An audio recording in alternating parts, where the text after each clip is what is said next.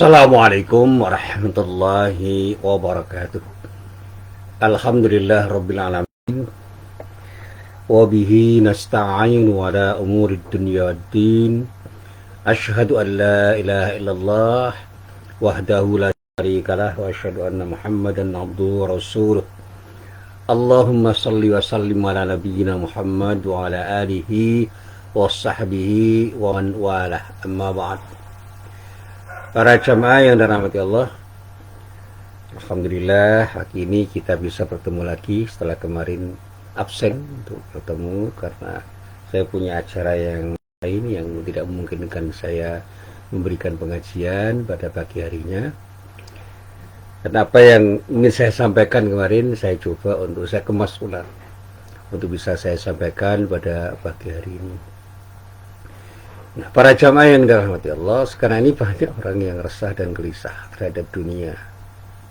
Bukan karena tidak dapat sesuatu, tetapi justru karena godaan dunia yang begitu besar dan sulit untuk dihadapi. Sekarang ini karena duit orang bisa kehilangan idealisme. Orang bisa kehilangan cara berpikir yang benar, yang tepat, yang seharusnya. Dan bahkan kata Rocky Gerung, orang bisa kehilangan akal sehat karena kepentingan dunia yang bermacam-macam.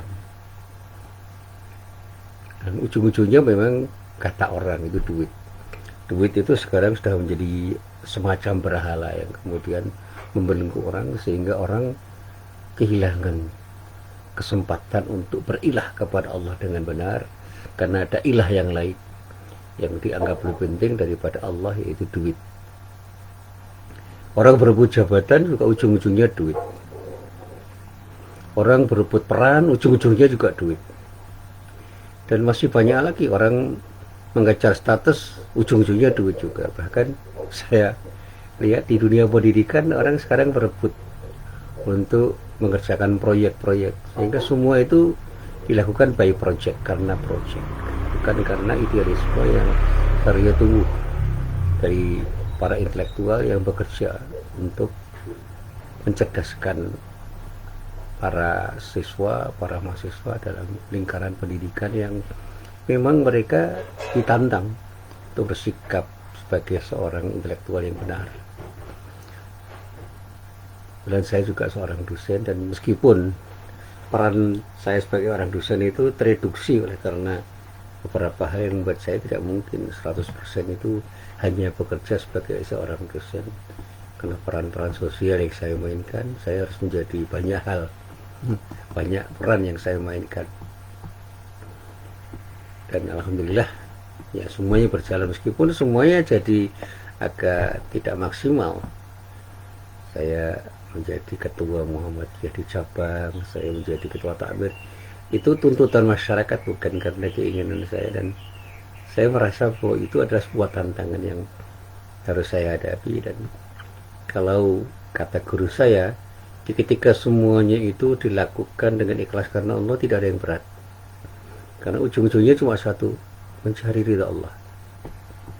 Tapi kalau yang dicari itu status, jabatan, peluang-peluang untuk meraih kepentingan duniawi, ya banyak hal yang membelenggu diri kita dan membuat kita itu resah, gelisah, dan bahkan ada kepanikan-kepanikan yang membuat kita itu tidak berperan maksimal dalam hal apapun, termasuk ketika kita itu memerankan diri dalam realitas sosial yang majemuk. Nah, para jamaah yang dirahmati Allah, pagi ini saya akan bercerita panjang, tapi karena waktu ya sepanjang apapun saya harus meringkasnya. Apa yang ingin saya ceritakan? Yang ingin saya ceritakan itu tentang konsep zuhud dan bagaimana implementasinya ketika kita di dunia. Ada sebuah judul artikel yang menarik bagi saya, zuhud dan dunia. Zuhud dan dunia itu dua hal ya, seolah-olah bahwa dunia itu tidak memungkinkan kita bersikap zuhud, dan sikap zuhud itu tidak mungkin kita lakukan di dunia. Itu yang menjadi pertanyaan banyak orang. Tetapi kalau kita memahami konsep dasar zuhud, justru pada saatnya kita harus bersikap zuhud terhadap dunia seisinya itu, karena dunia itu penuh dengan sesuatu yang menantang kita untuk bersikap zuhud. Bagaimana kita tetap ingat Allah untuk tidak terjebak pada kepentingan dunia. Suatu saat saya bercerita di hadapan para mahasiswa tentang sikap zuhud itu. Saya tanya, Anda mau jadi apa besok? Ada yang mengatakan, saya mau jadi sarjana yang lulus tepat waktu dan bekerja dengan pekerjaan yang saya senangi, saya cintai, saya harapkan, dan mendapatkan gaji yang cukup banyak, dan itu realistis. Saya katakan tidak salah. Lalu saya bertanya, boleh nggak orang Islam jadi orang kaya? Jawabnya, boleh. Boleh nggak orang Islam jadi orang pintar? Jawabnya, boleh. Boleh nggak orang Islam jadi pejabat tinggi, jadi presiden misalnya? Jawabnya, boleh. Boleh nggak orang Islam itu jadi kiai? Boleh. Boleh nggak orang Islam itu jadi guru? Boleh. Saya langsung menjawab, hidup ini sebuah pilihan. Jadi apapun diri kita, yang terpenting di antara yang penting itu jangan lupa kepada Allah. Zikrullah itu harus kita jadikan sebagai pijakan. Jangan sampai kita tidak ingat Allah kapanpun dan dimanapun kita berada, sehingga jadi apapun kita, dimanapun dan apapun kita selalu berada di jalan Allah. Jadilah seorang pemimpin yang berada di jalan Allah. Jadilah seorang intelektual yang berada di jalan Allah. Jadilah orang kaya yang selalu berada di jalan Allah. Jadilah apapun dan siapapun yang berada di jalan Allah. Dan itulah yang mengakibatkan kita punya sikap zuhud namanya. Bagaimana kita itu melakukan tindakan dengan penuh hati-hati untuk tidak terjebak pada sesuatu yang bisa membuat kita lupa kepada Allah, sehingga dunia seisinya itu boleh saja kita raih, tetapi dengan cara yang sebaik-baiknya menurut aturan atau tuntunan Allah. Dan pada saat ketika kita itu memperoleh sesuatu dengan apapun yang kita lakukan, gunakan semua yang kita peroleh itu dalam rangka untuk mendekatkan diri kepada Allah dengan sikap syukur kita. Saya tanya, apakah ketika kita orang kaya lalu kita menjadi sombong karena kekayaan kita seperti Qarun yang selalu mengatakan ini semua hasil prestasi saya, semua saya kerjakan dengan sikap profesional sehingga saya mendapatkan ini dan itu? Atau boleh nggak kita bersikap sombong seperti iblis, ana khairun minhu, saya lebih baik daripadanya? Itu membandingkan dirinya dengan Adam. Iblis membandingkan dirinya dengan Adam hanya karena dia diciptakan dari api, lalu Adam diciptakan dari tanah. Dia merasa paling baik karena proses penciptaan yang berbeda atau karena bahan ciptaan yang berbeda. Atau kesombongan-sombongan intelektual yang dulu pernah saya sampaikan. Nabi Musa itu pernah sedikit memiliki sombongan intelektual dan ditegur oleh Allah.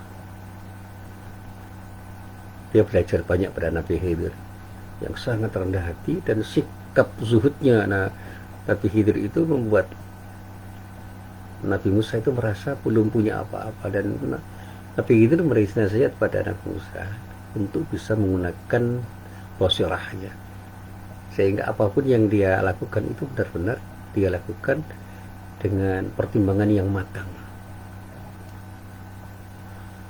Nabi Khidir itu personifikasi seorang zahid yang bijak. Dan kalau bahasa Jawa itu ngerti sak durungi minarah, itu bukan sesuatu yang harus terjemahkan dengan terjemahan yang membuat kita itu keluar dari Islam. Tidak. Kalau kita tahu falsafahnya, tidak ada yang salah. Ada orang yang hanya karena dia melihat gejala-gejala sesuatu, dia langsung bisa mengatakan dengan prediksi ini kayaknya mau terjadi sesuatu, karena dia bisa belajar di pengalaman hidupnya dan kaya dengan pengalaman. Lalu basirahnya itu berbicara, artinya apa? Dia punya kemampuan hati yang pada saatnya dia bisa melihat sesuatu di balik sesuatu, meskipun orang lain bisa mengatakan seperti itu karena tidak punya kekuatan batin yang seperti dia. Tetapi dia tidak pernah menyombongkan diri bahwa apa yang dia katakan itu sebuah kepastian. Dia semua merasakan asa ada sesuatu. Kalau seperti ini kok kayaknya ini. Ya, basirah saya mengatakan akan ada sesuatu. Dan banyak benarnya. Dan itu tidak dipelajari. Jadi ilmu itu ada yang dikatakan sebagai ilmu yang datang dari Allah. Sifatnya adalah pemberian. Jadi kalau orang itu berproses dalam pengertian taraqi, dia itu memanjat sesuatu untuk mencapai puncak, Tapi ada orang itu yang mendapatkan sesuatu karena mendapatkan sesuatu, seperti mendapatkan durian yang runtuh. Dia tidak memanjat pohon durian, tapi mendapatkan durian karena ada durian yang runtuh. Nah, ilmu-ilmu orang yang mendapatkan anugerah dari Allah itu didapatkan dari basirahnya yang tajam. Semakin tajam basirahnya, dia akan bisa mendapatkan sesuatu yang kadang-kadang di luar nalar orang. Dia bisa mengatakan sesuatu dan perkataannya itu benar. Nah, di dalam cerita-cerita pesantren kan muncul seperti itu, meskipun kadang-kadang ya dilebih-lebihkan. Tetapi saya punya pengalaman berjumpa dengan orang-orang bijak yang kekuatan spiritualnya itu menurut saya sangat tinggi. Ya, ibadahnya luar biasa, memang akhlaknya ya terpuji. Artinya ya, kalau dibandingkan dengan orang lain dia lebih baik, dan dia selalu bersikap tawadhu meskipun dia itu punya banyak hal. Dia punya ilmu yang dalam, dia punya kekayaan yang luar biasa, status sosialnya itu di atas rata-rata, tapi tetap saja bersikap tawadhu, hidupnya bersahaja, dan kelihatan kesederhanaan hidupnya itu memancarkan bahwa ada sesuatu yang dia simpan, yang pada saat dia keluarkan itu menjadi sesuatu yang hebat. Sikap zuhud itu adalah sikap yang menurut saya adalah sesuatu yang harus ada pada saat ketika kita berhadapan dengan dunia seisinya. Boleh nggak kita tidak terjebak pada keinginan-keinginan duniawi? Ketika keinginan-keinginan duniawi itu banyak dimiliki oleh banyak orang, bahkan hampir semua orang menginginkannya. Saya katakan boleh saja. Dan mahasiswa saya ketika saya boleh nggak kita menjadi orang kaya sekaligus bersikap tawadhu, menjadi orang pintar sekaligus bersikap tawadhu, menjadi orang hebat sehebat apapun sekaligus bersikap tawadhu, boleh nggak? Mereka mengatakan boleh, dan itulah sesuatu yang ideal. Sehebat apapun kita, jangan pernah sombong, jangan meniru iblis, jangan meniru Korun, jangan meniru Fir'aun yang merasa bahwa dia betul-betul sangat berkuasa. Sikap seperti itu adalah sikap yang sombong, yang tidak seharusnya dimiliki setiap orang yang beriman. Sekuat apapun Nabi Daud waktu itu tidak sombong, sekuat apapun Nabi Sulaiman pada waktu itu tidak sombong, sehebat apapun Rasulullah Nabi Muhammad SAW tidak sombong. Nah, kan ada doa Nabi Adam itu yang sangat luar biasa ketika beliau bersama istrinya itu telah sadar melakukan kesalahan yang besar ketika tergoda oleh iblis. Dia kan terasa telah menjadi orang yang zalim. Rabbana dhalamna anfusana wa illam taghfir lana wa tarhamna lanakunanna minal khasirin. Itu kan doa yang mengisyaratkan bahwa dia itu sadar akan kesalahan yang pernah diperbuat dan segera dia bertaubat dengan taubatan nasuha. Dan semestinya juga begitu. Kita ini kalau melihat diri kita, terlalu banyak kelemahan kita, terlalu banyak dosa kita, terlalu banyak kesalahan kita, dan jangan sombong lah kita.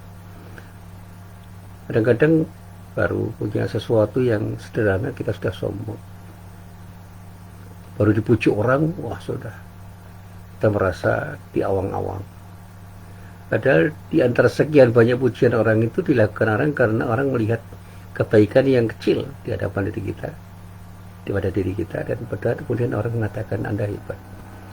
Padahal orang menyelami siapa Anda, siapa diri kita, itu banyak hal yang tidak seharusnya kita dipuji orang karena terlalu banyak kelemahan, kekurangan yang ada pada diri kita. Saya selalu mengatakan seperti apa yang dinasihatkan pada guru saya, lihatlah keburukan-keburukanmu sebanyak mungkin kamu melihat, dengan satu kesadaran bahwa dirimu itu selalu akan menjadi orang yang harus selalu memperbaiki diri. Dan muhasabah kita itu seharusnya menyadarkan bahwa kita itu punya banyak kekurangan yang kemudian menyadarkan kita untuk berbenah diri, bukan untuk putus asa apalagi menyesali keburukan, tidak. Dan jangan selalu hanya melihat kebaikan-kebaikan kita, meskipun kita itu punya segudang kebaikan, jangan kita sombongkan di hadapan siapapun. Jadilah orang yang selalu bersikap rendah di hadapan siapapun, meskipun kita banyak punya hal yang lebih dibandingkan banyak orang. Jangan seperti itu. Dan inilah sikap zuhud yang harus kita bangun di dalam kehidupan dunia kita. Saya pernah ditanya itu, Pak, sebagai seorang suami boleh nggak kita memerintahkan kepada istri dengan perintah-perintah yang memberatkan istri kita? Saya katakan, kalau Anda berposisi sebagai seorang istri, Anda senang nggak diperintah oleh suami dengan perintah-perintah yang memberatkan diri Anda? Ya enggak lah, Pak. Saya katakan, oleh karena itu jangan pernah kita membebani orang karena kita tidak ingin dibebani orang. Jangan pernah memberatkan orang karena kita tidak ingin dibebani dengan beban berat. Jangan meresahkan orang karena kita tidak ingin diresahkan orang. Jangan menghina orang kalau kita tidak ingin hina. Kalau kita ingin dihormati orang, hormatilah orang. Kalau kita ingin dimuliakan orang, muliakanlah orang. Kalau kita ingin dihargai orang, hargailah orang lain. Itulah cara berpikir kita. Maka kasih sayang itu harus kita tumbuhkan pada siapapun, dimanapun, dan kapanpun. Jangan pernah menumbuhkan kebencian, karena kita tidak ingin dibenci orang kok. Kalau kita tidak ingin dibenci orang, tidak ingin disiksa orang, tidak ingin dilindungi orang, jangan pernah membenci orang, jangan pernah menyisihkan orang, jangan pernah menghinakan orang, jangan pernah mendolimi orang. Itu cara berpikir yang kemudian melahirkan cara bertindak yang tepat. Kalau kita tidak ingin dikata-katai dengan kata-kata yang tidak sopan, jangan pernah berkata tidak sopan pada siapapun. Sekali lagi, jangan pernah berkata tidak sopan kepada siapapun, karena kita pun tidak ingin dikata-katai dengan kata-kata yang tidak sopan. Ya, termasuk saya kemarin ditanya, bagaimana tanggapan Pak Muhsin terhadap orang yang mengatakan pulau tertentu itu dipakai untuk buang anak jin. Saya katakan, ya meskipun itu bergurau atau niatnya tidak begitu, kata-kata atau kalimat yang berpeluang membuat orang itu tersinggung jangan dikatakan. Saya itu orang Jawa, orang Jogja, dan punya istilah-istilah yang menurut orang lain itu bisa menyinggung perasaan. Kalau saya katakan, saya selalu melihat kepada siapa saya itu ngomong. Ya, saya selalu katakan, kalau ada nasihat supaya kita itu berbicara tepat, berbicara bijak, berbicara dengan cara bicara yang tepat, itu lihat siapa yang kita ajak bicara, di mana dan kapan kita berbicara. Nah, bahasa Jawa harus empan-empan, proporsional. Di dalam pengajian saya di Facebook ini, saya mencoba untuk mengemas dengan kata-kata yang ya sebaik mungkin lah. Narasi yang saya bangun adalah narasi-narasi yang insya Allah akan bisa membuat orang tidak tersinggung, dan ini saya upayakan. Berbeda dengan pengajian-pengajian yang saya lakukan di masjid-masjid yang jamaahnya itu orang-orang yang sudah banyak kenal dengan saya sering bergurau, dan gurauan-gurauan saya itu kemudian menyentil beberapa orang, tetapi bukan dalam rangka untuk menghina, mengingatkan saja. Tapi karena mereka itu sudah kenal saya, tidak ada yang tersinggung. Bahkan banyak pertanyaan-pertanyaan dalam pengajian-pengajian yang saya sampaikan itu sangat mendalam.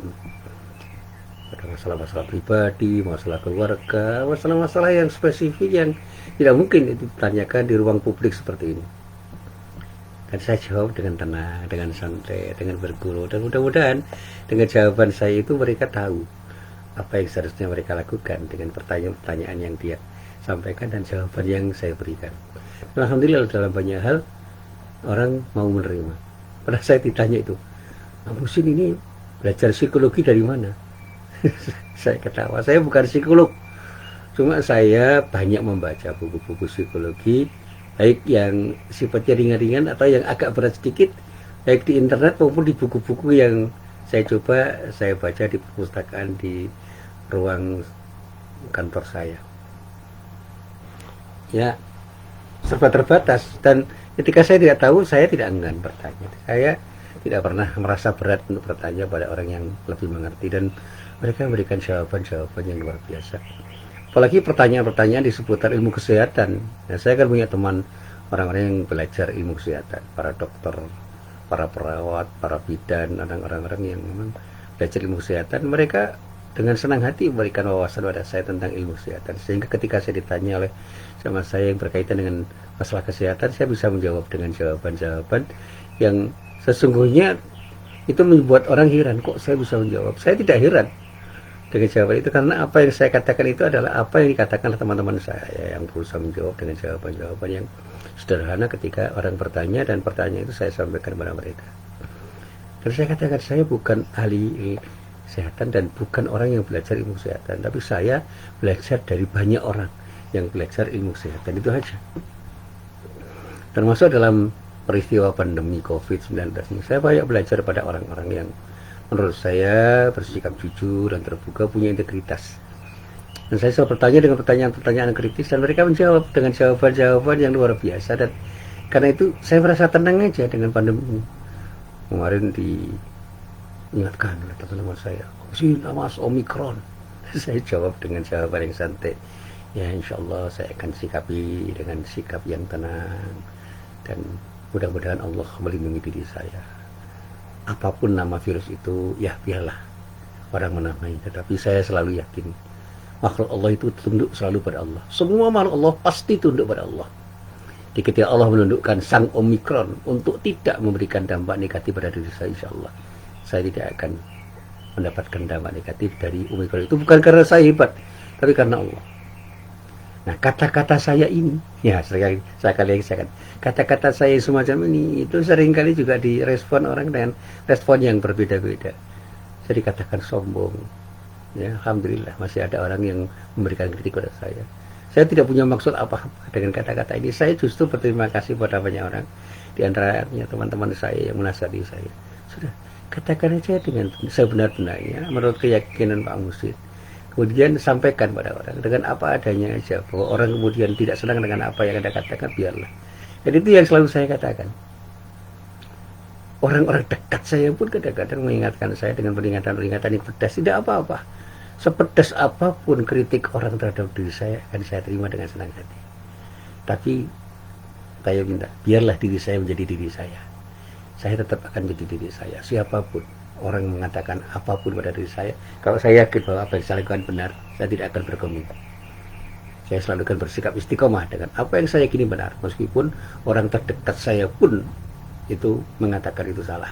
Ketika saya yakin bahwa ini adalah sesuatu yang memang sudah tepat saya lakukan, insya Allah akan mendapatkan ridha Allah. Siapapun yang menghalanginya akan saya terabas. Itu aja. Nah, saya lompati aja semuanya. Karena apa? Ini konsekuensi dari sebuah perjuangan. Dan saya katakan di dalam bahasa saya, niat tidak boleh bergeming. Jihad harus selalu kita lakukan. Dan sekarang jihad dalam arti perangan pun yang dulu pernah saya tulis, itu sudah bergeser maknanya. Dulu orang berbicara perang itu selalu berhubungan dengan nyawa, darah. Sekarang tidak harus begitu. Kalah menang dalam perang itu tidak selalu berhubungan dengan nyawa dan darah, tetapi juga harus berhubungan dengan sesuatu yang terkait dengan power, kekuatan. Orang yang semuanya powerful menjadi powerless karena kalah perang. Sekarang kalau kita bicara pemikiran, pemikiran itu akan mengakibatkan kekalahan orang itu menjadi sebuah kematian. Tidak, nyawanya tetap ada.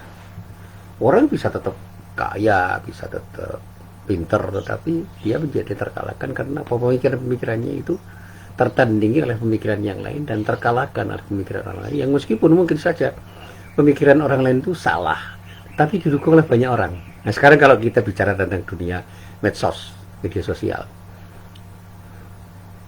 informasi-informasi, pernyataan-pernyataan para basar itu banyak yang diikuti oleh orang, bukan karena pernyataan itu benar, tapi dikatakan berkali-kali dan banyak orang yang mengatakan dengan cara-cara yang beragam yang membuat orang yakin bahwa apa yang dikatakan itu benar. Sementara pernyataan-pernyataan yang benar karena hanya dilakukan, hanya dikatakan orang sesekali dan dikatakan oleh sedikit orang, dianggap salah.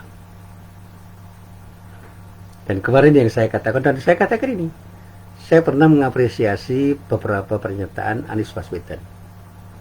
Orang menghujat banyak itu, yang mengapresiasi banyak, tapi yang menghujat tidak kalah banyaknya.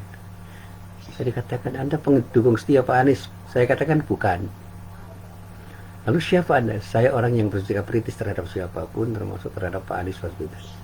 Tapi saya harus mengapresiasi apapun yang baik dari siapapun, termasuk Pak Anies. Ketika Pak Anies berbicara tentang pemimpin dan kepemimpinan, banyak yang beliau katakan itu saya sepakati. Bahwa seorang pemimpin itu harus berkata jujur, terbuka, bijak, dan melakukan apa yang dikatakannya itu selaras dengan apa kata hatinya, sehingga bisa menjadi contoh banyak orang. Seorang pemimpin harus punya keberanian karena benar, berani karena benar. Nah, simbolnya kan merah putih. Merah itu kan simbol keberanian, putih itu karena memang suci, benar. Kalau kita benar, kenapa gak berani? Meskipun yang menantang dan menentang kita itu orang-orang dekat kita. Itu seorang pemimpin, dan saya sepakat. Kalau kita benar, jangan pernah takut. Tapi katakan sesuatu yang benar itu dengan kata-kata yang bijak. Lakukan apapun yang harus Anda lakukan itu dengan tindakan yang tepat. Umpan papan itu yang namanya sikap bijak. Dan orang bijak itu di atas orang pintar dan cerdas kedudukannya. Karena orang bijak itu adalah orang yang selalu berkata tepat, bertindak tepat. Di saat, di tempat, kepada siapapun dia berhadapan. Dia lebih banyak mendengar daripada ngomong, sehingga apapun yang didengarkan itu dia cerap, kemudian direnungkan, dia olah. Ya, dalam dunia komputer CPU-nya itu hebat sekali, sehingga begitu keluar di layar itu begitu indah. Saya masih ingat kata dosen saya, banyak yang mengatakan itu pada saat saya kuliah. Saya pernah kuliah ilmu politik pada Pak Profesor Mukhtar Mas'ud, Ikhlasul Amal dan yang lain-lain. Beliau itu mengatakan, say the words in nicest way. Katakan sesuatu yang seburuk apapun dengan kata-kata yang semanis-manisnya atau dengan cara yang sebaik-baiknya. Orang bisa mengatakan sesuatu yang salah, tetapi ketika dia bisa mengatakan sesuatu itu dengan baik dan piawai dia mengatakannya, yang salah pun bisa dianggap benar oleh orang, karena kita bisa meyakinkan orang bahwa apa yang kita katakan itu benar. Sesuatu yang seburuk apapun itu bisa kita katakan dengan sesuatu yang indah, sehingga sesuatu yang buruk itu terasa indah. Kalau dalam bahasanya orang yang suka buat puisi, dikatakan, katakanlah semuanya dengan bunga. Artinya apa? Kita harus bisa mengatakan sesuatu itu dengan seindah mungkin, dengan pilihan kata yang benar, pilihan kata yang tepat, dan narasi-narasi kita itu menjadi sesuatu yang terdengar enak ketika didengar oleh orang. Saya ketika menulis belajar, demi Allah, ini saya katakan dengan sejujur-jujurnya, saya banyak belajar pada Pak Profesor Kunto Wijoyo. Dia guru saya, utamanya dalam tulis-menulis. Saya membaca tulisan dia itu terkesan betul. Bagaimana dia bisa menulis sesuatu dengan indah, dengan santun, dengan sebaik-baiknya, sehingga kritik-kritik dia terhadap apapun dan siapapun itu terasa enak dibaca. Ketika dia menulis tentang Islam dan politik, indah. Ketika dia menulis sebuah buku yang berjudul Muslim Tanpa Masjid, gitu, ya, di dalamnya itu banyak gagasan-gagasan yang luar biasa yang dikatakan dengan sangat bagus, meskipun isinya adalah kritik-kritik terhadap apapun dan siapapun, termasuk kritik terhadap dunia pesantren. Itu saya pahami dari situ. Dunia pesantren itu tidak selalu melahirkan orang soleh. Tidak selalu itu artinya ada yang kurang atau tidak soleh. Karena apa? Semua akan bergantung pada siapa dan di mana dia melakukan tindakan. Ada nggak orang lulusan pesantren yang kemudian terjebak dalam tindakan yang tidak baik? Nggak perlu dijawab. Ayo kita lihat. Ada nggak lulusan pesantren yang kemudian terjebak dalam politik kotor? Nggak usah dijawab. Ada nggak orang lulusan pesantren yang terjebak dalam bisnis kotor, dalam pasar gelap misalnya? Ya nggak usah dijawab, kita lihat aja. Nanti kita jawab sendiri-sendiri. Dan saya cuma bertanya aja. Saya kebetulan lulusan madrasah. Saya katakan tidak semua lulusan madrasah itu jadi orang baik. Tapi sebaliknya, tidak semua orang yang bukan lulusan madrasah itu akan jadi orang tidak baik. Ada proses di mana orang itu bergumul dengan realitas yang kemudian melahirkan manusia-manusia yang berkualitas, karena dia betul-betul piawai berproses dalam berhadapan dengan realitas. Menghadapi realitas itu harus tenang. Saya katakan itu, at-ta'anni minallah. Sikap tenang itu berasal dari Allah. Wal ajratu minasyaiton, dan kesah-kesahan itu adalah dari setan. Ini adalah ungkapan Rasulullah yang saya coba untuk saya renungkan. Saya itu pernah gusah-gusu dalam bahasa Jawa. Gusah-gusu itu ya tergesa-gesa melakukan sesuatu. Ternyata saya banyak terjebak pada tindakan yang salah. Tapi begitu saya bersikap hati-hati, alhamdulillah, saya banyak mendapatkan sesuatu yang luar biasa. Dan itulah yang selalu saya sampaikan ketika saya mengajar tasawuf. Saya 5 tahun kira-kira mengajar tasawuf, dan saya mengatakan perlakukan dunia seisinya itu dengan sebijak mungkin. Dan sikap zuhud itulah yang selalu saya sampaikan ketika saya menjelaskan tentang zuhud. Zuhud itu bukan berarti meninggalkan dunia atau bertapa. Tidak selalu seperti itu. Orang bisa berkumpul dengan realitas sehingga dia bisa berzuhud dalam keramaian. Dan tidak harus bertapa di gua-gua yang sepi, tidak. Saya katakan, ayo berkontemplasi dengan sesuatu yang kita coba kita renungkan di tengah keramaian.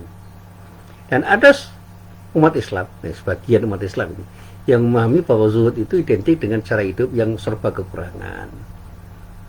Pakaiannya lusuh, tubuhnya kurus, kelaparan, menjauhi dunia seisinya, dan selalu kemudian hanya menginginkan sesuatu yang bersifat rohaniah, sesuatu yang bersifat jasmaniah dia hidupi, dan bahkan sesuatu yang berkaitan dengan materi dia jauhi. Itu tidak benar. Materi sesuatu yang bisa kita miliki kok, bagaimana sesuatu yang bersifat imateri. Tapi jangan pernah kita terjebak untuk mempertuhankan materi yang kita cari. Orang yang menjauhi dunia seisinya dan kemudian merasa bahwa dia itu bersikap zuhud, itu bisa terjebak pada pemahaman yang tidak benar. Saya katakan zuhud ini bagian dari ajaran Islam, dan Islam tidak mungkin mengajarkan kepada setiap muslim untuk punya cara hidup dengan cara menjauhi dunia seisinya, sehingga hidupnya ada dalam kemiskinan, kurus, lusuh, dan pada saatnya tidak mau terlibat dalam pergumulan kehidupan yang nyata di dunia ini. Saya selalu mengatakan, ayo berpolitik dengan sikap zuhud, ayo berbisnis dengan sikap zuhud, ayo berkegiatan intelektual dengan sikap zuhud, sehingga kita itu menjadi orang yang lurus-lurus saja dimanapun dan kapanpun kita berada. Islam tidak mungkin mengajarkan orang itu anti dunia. Sebaliknya, Islam mengajarkan untuk mendekati dunia dengan cara yang benar. Dan disinilah makna firman Allah yang ada di dalam surat Al-Qasas ayat 77 bisa kita pahami. Di ketika itu Allah menyatakan, A'udzubillahi minasyaitonirrajim, wabtaghi fima ataqallahu ad-daral akhirah wa la tansa nasibaka minad dunya. Dan carilah pada apa yang telah dianugerahkan Allah kepadamu pahala negeri akhirat, tetapi janganlah kamu lupakan bagianmu di dunia. Silakan cari sesuatu yang bersifat ukhrawi, ayo, tapi jangan lupa dunia. Artinya dunia jangan kita lupakan. Hanya karena kita ingin beribadah dengan baik, lalu kita ke masjid terus kita lupakan pasar, kita akan tersingkir. Saya masih ingat dulu cerita tentang Abdullah ibnu Amr ibnu As yang ditegur Rasulullah hanya karena dia itu suntuk berada di masjid dan terlalu banyak berpuasa sehingga dia lupa kepada pekerjaannya dan anak istrinya. Ditegur oleh Rasulullah supaya dia kembali ke pasar, kembali bekerja, kembali pada anak istrinya untuk bisa melakukan tindakan-tindakan yang proporsional. Sehingga muncul kata-kata beliau yang mudah diabadikan dalam sebuah hadis.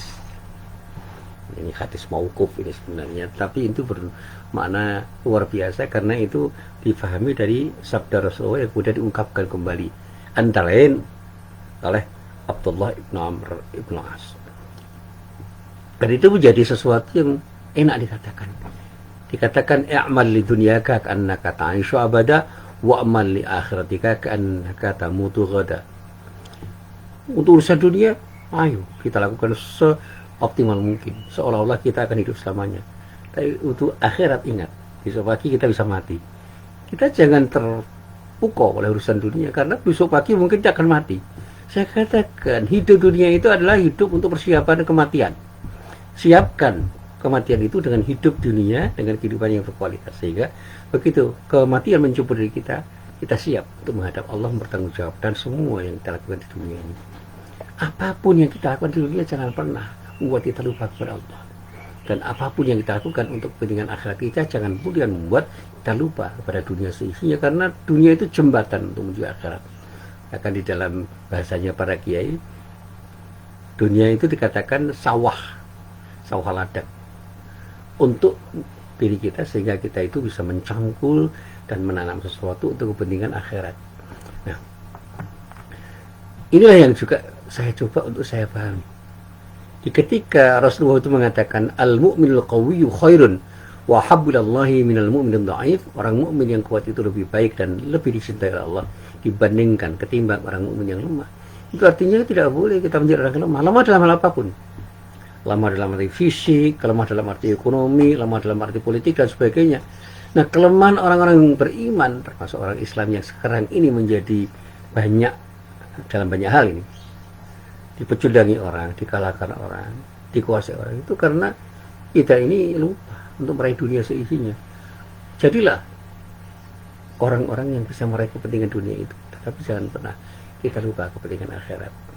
Jangan lupa kita kepada Allah ketika kita meraih dunia seisinya.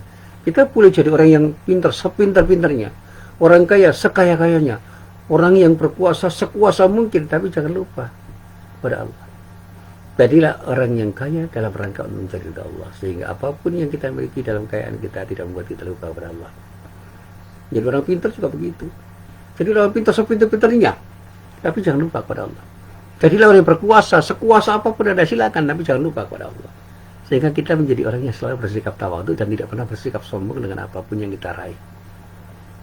Nah, para jamaah yang dirahmati Allah. Lalu kalau kita diminta untuk bersikap zuhud terhadap dunia, lalu apa hakikat zuhud itu? Nah, disinilah para ulama berbeda pendapat dalam menjelaskan pengertian zuhud. Meskipun esensinya itu bisa kita lihat satu. Secara umum mereka sependapat bahwa zuhud itu merupakan satu sikap, melepaskan diri dari ketergantungan terhadap kehidupan dunia. Lepaskan diri kita dari ketergantungan terhadap kehidupan dunia dengan mengutamakan kehidupan akhirat. Itu saja. Apapun yang kita raih di dunia itu adalah sesuatu yang kita raih dalam rangka untuk mendapatkan kehidupan akhirat yang terbaik. Itu yang membuat kita selalu berhati-hati. Saya bekerja untuk apa? Saya berkarya untuk apa? Saya berpikir untuk apa? Saya berbuat sesuatu itu apa? Itu kalau kita tahu bagaimana bersikap zuhud, enak.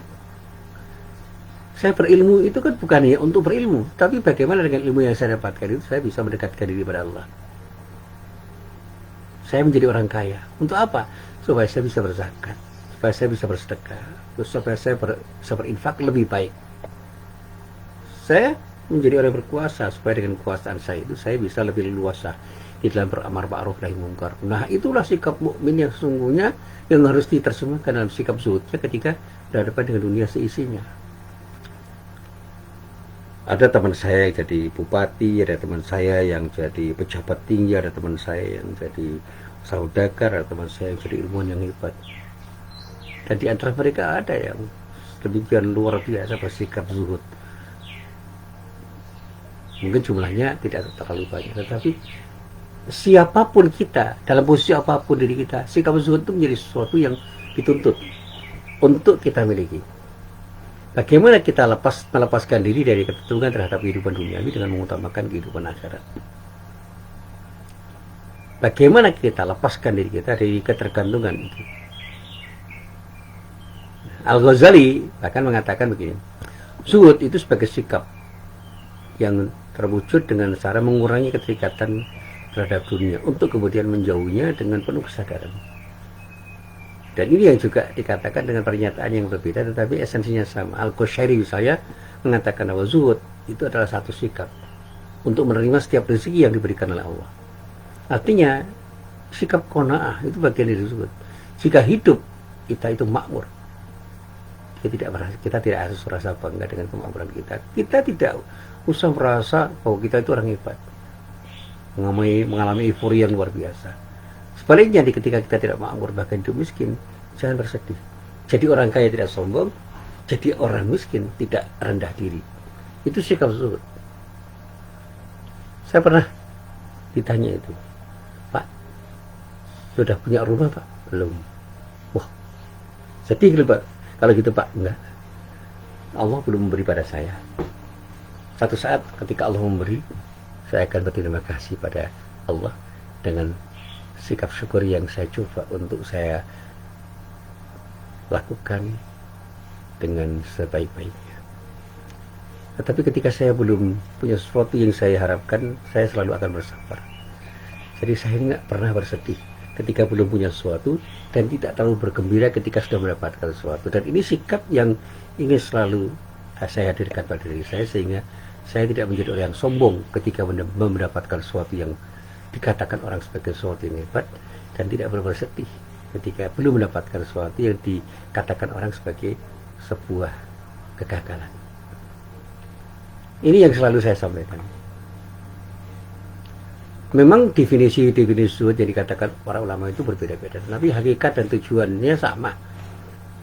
Jangan pernah kita jadikan dunia itu sebagai tujuan hidup. Bahkan tujuan akhir dunia harus kita tempatkan sebagai sarana dan kita manfaatkan secara terbatas dan terkendali.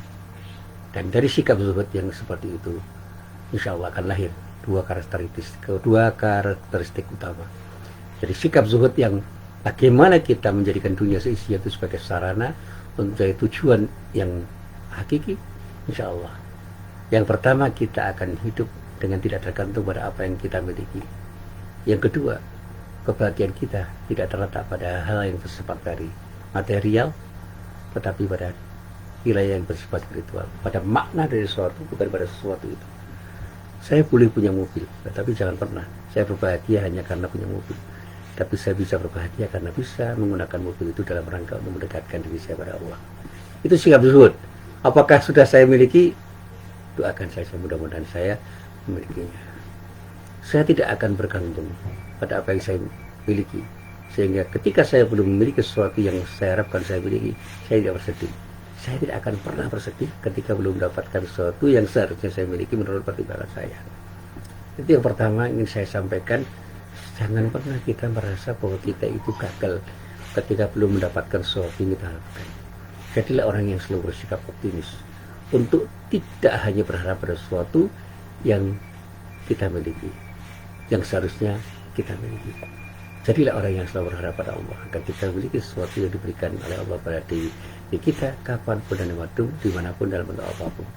Jadi ketika kita sedang diberi apapun oleh Allah, berterima kasihlah dengan cara bersyukur dan letakkan kebahagiaan kita pada hal-hal yang terkait dengan makna sesuatu yang diberikan oleh Allah. Ketika kita diberi sesuatu, kita harus bahagia karena sesuatu pemberian dari Allah itu adalah sesuatu yang terbaik yang harus kita syukuri. Kalau begitu, zuhud itu bukan hanya dapat. Saya katakan zuhud itu bukan hanya dapat, tapi harus dijadikan sebagai cara berpikir, cara bersikap, dan cara bertindak. Termasuk di dalam berkompetisi di zaman modern ini, yang cenderung semua orang itu bersikap individualistik dan bisa bersikap serakah. Dengan membiasakan sikap zuhud, insya Allah kita akan bisa berkompetisi dengan sehat. Tidak boleh bertanding dengan siapapun, tapi jangan pernah kita bersikap ini dan tinggi pada siapapun. Jadilah orang yang selalu berkompetisi dengan mencari keunggulan masing-masing untuk bisa menjadi inspirasi banyak orang. Ketika saya dikatakan Pak Muhsin, alhamdulillah Pak Muhsin bisa menjadi inspirasi banyak orang. Apa yang bisa menjadi inspirasi banyak orang dari diri saya? Banyak hal Pak Muhsin, tapi nggak perlu saya ceritakan. Saya nggak tahu. Terus terang saya tidak tahu apa yang bisa menjadi inspirasi banyak orang dari apa yang saya miliki. Karena saya merasa hidup saya ini biasa-biasa aja. Bahkan saya mendapatkan banyak inspirasi dari banyak orang untuk meraih sesuatu yang lebih tepat untuk diri saya. Dan saya katakan, zuhud itu jangan tidak artikan sebagai ajakan untuk meninggalkan dunia. Justru zuhud itu akan menjadikan kita dipersilakan untuk memperoleh sesuatu yang sebanyak-banyaknya dunia, termasuk memperoleh harta yang banyak-banyaknya.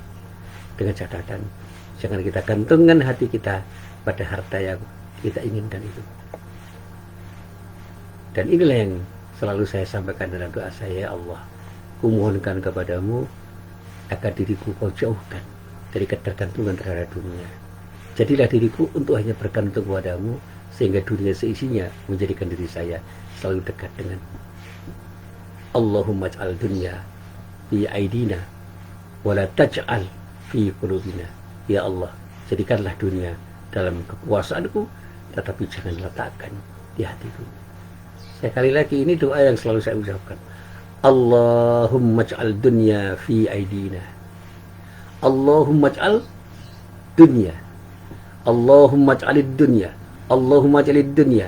Allahumma ij'alid dunya fi aidina. Ya Allah, jadikanlah dunia seisinya itu dalam genggaman kekuasaanku. Wala taj'al fi qulubina.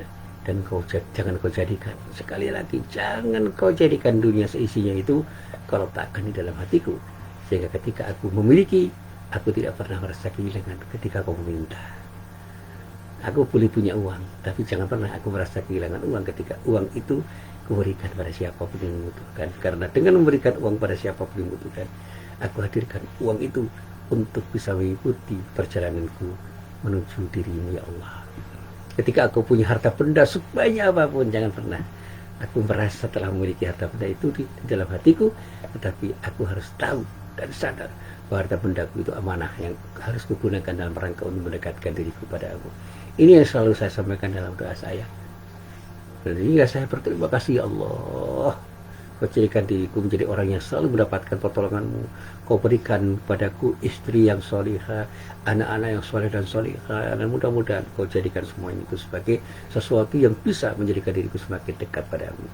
Dan dengan sejujurnya saya katakan, saya tidak pernah menyesali apa yang terjadi pada diri saya dan saya dapatkan. Karena saya yakin dengan hakul yakin bahwa apa yang saya dapatkan saat ini adalah sesuatu yang terbaik dari Allah untuk bisa saya gunakan dalam rangka mendekatkan diri saya kepada Allah Subhanahu wa Ta'ala. Orang boleh mengatakan saya gagal, tapi selalu saya katakan ini bukan kegagalan. Ini adalah cara Allah untuk mencintai diriku sehingga aku benar-benar dekat kepadanya, karena aku tidak bisa menghasilkan sesuatu yang saya harapkan kecuali ketika Allah mengizinkan dan ridho untuk memberikannya. Saya boleh jadi tidak mendapatkan apapun seperti yang didapatkan orang, tetapi saya tidak pernah kecewa, karena itulah pemberian dari Allah yang harus saya syukuri. Dan pada saatnya saya harus sabar untuk mendapatkan sesuatu yang saya harapkan, dengan satu harapan bahwa apa yang saya dapatkan itu benar-benar menjadi sesuatu yang akan bisa mendapatkan ridho dari Allah Subhanahu wa Ta'ala. Karena itu dimanapun dan kapanpun selalu saya doakan pada diri saya, ya Allah, jadikanlah diriku menjadi orang yang selalu berjalan menuju ridhomu, dan jangan kau tinggalkan aku di dalam amarah dan azabmu. Inilah yang selalu saya sampaikan. Dan sekali lagi, mari kita bersikap zuhud dengan benar, jangan jauhi dunia, genggam dunia seisinya untuk mendapatkan ridha Allah. Disinilah kemudian kita akan jadi seorang zuhud, seorang yang zahid sejati yang bersikap zuhud dengan zuhud yang benar, menggenggam dunia seisinya, dan kita jadikan dunia seisinya itu sebagai sarana untuk beribadah kepada Allah Subhanahu wa Ta'ala. Inilah apa yang bisa saya sampaikan, mudah-mudahan bermanfaat. Billahi taufiq wal hidayah. Assalamualaikum warahmatullahi wabarakatuh.